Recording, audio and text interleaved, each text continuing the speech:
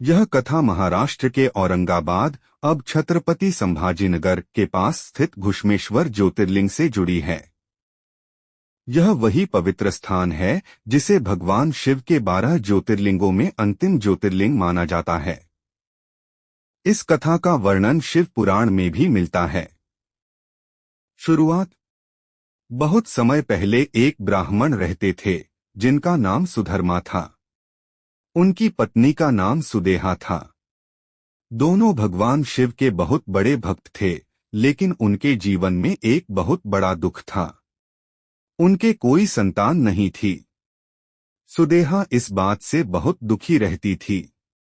समय बीतता गया और समाज के तानों से परेशान होकर उसने अपने पति से कहा, आप मेरी छोटी बहन घुश्मा से विवाह कर लीजिए, शायद आपके वंश को संतान मिल जाए। सुधर्मा ने पहले मना किया, लेकिन सुदेहा के बार बार कहने पर उन्होंने घुश्मा से विवाह कर लिया। घुश्मा की भक्ति। घुश्मा भगवान शिव की परम भक्त थी।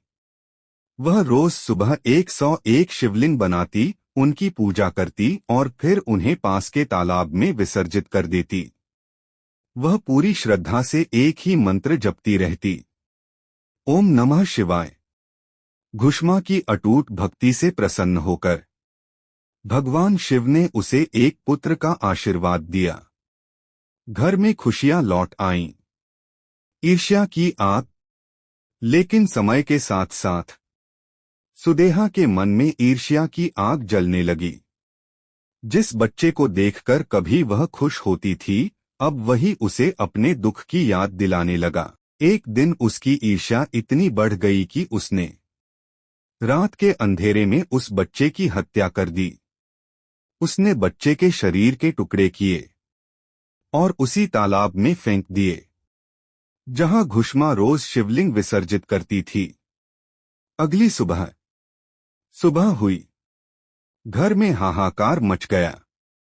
सब लोग रोने लगे। लेकिन घुश्मा ने क्या किया? वह शांत रही। वह रोज की तरह उठी, 101 शिवलिंग बनाए, पूजा की और फिर उन्हें उसी तालाब में विसर्जित करने चली गई। उसकी आस्था इतनी गहरी थी कि उसने कहा, जिस भगवान ने दिया है वही उसकी रक्षा भी करेंगे। माता पार्वती भी चकित रह गईं। जब घुश्मा तालाब में शिवलिंग विसर्जित कर रही थी, तभी अचानक वही बेटा जीवित होकर उसके सामने खड़ा हो गया। उसी क्षण भगवान शिव स्वयं प्रकट हुए। माता पार्वती की आंखें फटी की फटी रह गईं, क्योंकि महादेव ने अपने ही भक्त के सामने उसके बेटे का खून देखा था। महादेव क्रोधित होकर बोले, घुश्मा, जिसने यह घोर पाप किया है, मैं अभी उसका विनाश कर दूंगा।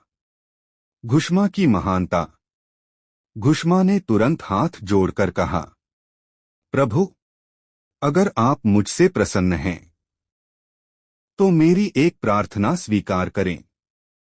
मेरी बहन सुदेहा को क्षमा कर दीजिए। यह सुनकर माता पार्वती भी आश्चर्य में पड़ गईं। तभी भगवान शिव मुस्कुराए और बोले, गौरी, इसे कातिल मत समझो। ये वो मां है जिसने आज मौत को भी हरा दिया, जिसकी भक्ति इतनी महान है कि न क्रोध उसे हिला सका और न ही दुख उसकी श्रद्धा को तोड़ सका। ज्योतिर्लिंग की स्थापना।